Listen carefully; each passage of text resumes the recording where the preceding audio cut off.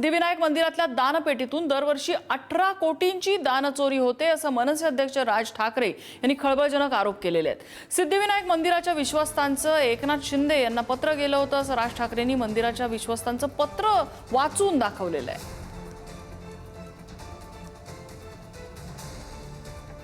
कोटी रुपये दर वर्षाचे सिद्धिविनायक मंदिरामधून चोरी होतीये।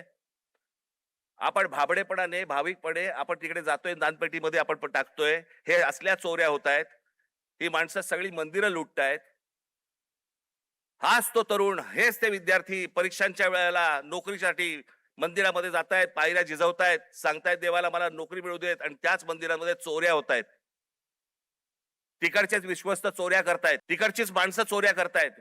हा आमचा धर्म, ही आमची धर्माची मंदिरं। सरकारवरती विश्वास ठेवता येत नाही म्हणून मंदिरात जावं तर मंदिरावरती विश्वास ठेवता येत नाही। ही जर समजा देशाची परिस्थिती असेल, होईल काय? रस्त्यावरतीच उद्रेक होईल। महोदय, विश्वस्तांच्या सतर्कतेमुळे मंदिरातल्या दानपेटीतून पैसे चोरणारे कर्मचारी पकडले गेलेले आहेत।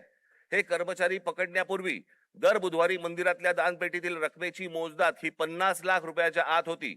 मात्र हे कर्मचारी पकडल्यानंतर गेले 3 आठवड्याची दानपेटी रक्कम ही 1.5 कोटी रुपयांच्या घरात पोहोचली आहे। याचाच अर्थ यापूर्वी दर आठवड्याला दानपेटीतील जमा होणाऱ्या काही रकमेतील काही रक्कम ही लंपास होत होती। त्यामुळे दरवर्षी सुमारे 18 कोटी रुपयांचे मंदिराचे नुकसान होत होते। याचे धागेदोरे वरिष्ठ पातळीवर आहेत असा आमचा ठाम संशय आहे। आणि विश्वस्तांच्या पत्रात नेमकं काय म्हटलेलं आहे तर काही दिवसांपूर्वीच सिद्धिविनायकाच्या दानातून पैशांची चोरी करणारे कर्मचारी पकडले गेले। सिद्धिविनायक मंदिराचं दान हे दर बुधवारी मोजलं जातं। चोर पकडण्याआधी दर आठवड्याला दान 50 लाख रुपये यायचं। चोर पकडल्यानंतर दर आठवड्याला 1.5 कोटी रुपये दान यायला लागलं। दानातून दर महिना 1.5 कोटी रुपये गहाळ होत होते। वर्षाला 18 कोटींचं दान गहाळ झालं का असा प्रश्न आहे। असा सवाल उपस्थित करत खुद्द विश्वस्तांनी चौकशीची मागणी केलेली आहे। दानचोरीत वरिष्ठ पातळीपर्यंत हात असल्याचाही पत्रात उल्लेख आहे।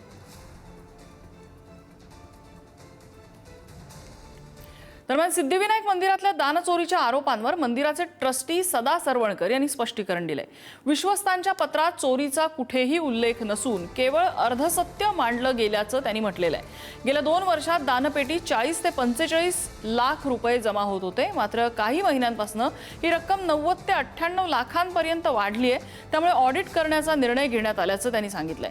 काही कर्मचारी दर्शनाच्या नावाखाली जीपेवर पैसे घेत असल्याचं उघड झाल्यानंतर 19 कर्मचाऱ्यांना सेवेतून कमी करण्यात आलं तर 9 जणांना अटकही करण्यात आली अशी माहिती सदा सरवणकरांनी दिली आहे। म्हणून ट्रस्टीने समजा पत्र लिहिलं, हे चांगलं केलं का वाईट? जे काही लूप होल्स होते, जे आम्हाला समजत होते ते बंद केले आणि त्यामुळे उत्पन्न वाढलंय। हे चांगलं काम केल्यानंतर तुम्ही शाबासकी देणार का टीका करणार? मी अजून पत्र वाचलं नाही, ते मी आत्ताच बाहेरून आलो, मला कळलं म्हणून मी इथे आलोय। पण आपल्या सगळ्यांशी बोलू, त्याच्यामध्ये अर्धसत्य आहे। जे काही पत्र आहे त्याच्यामध्ये आम्ही विविध उपाययोजना केल्यामुळे उत्पन्न वाढलं। वाढलेल्या उत्पन्नाच्या पूर्वीचं जे उत्पन्न होतं त्याचा ऑडिट रिपोर्ट आलाच पाहिजे। कंत्राटी कर्मचारी आहेत, या कर्मचाऱ्यांच्या माध्यमातून काही दर्शन देण्यासाठी पैसे घेतले जातात आणि ते गुगल मार्फत घेतले जातात। 19 कर्मचाऱ्यांना रंगेहात पकडलं, त्यांच्यावर कारवाई केली, काही दिवस त्यांना सस्पेंड केले।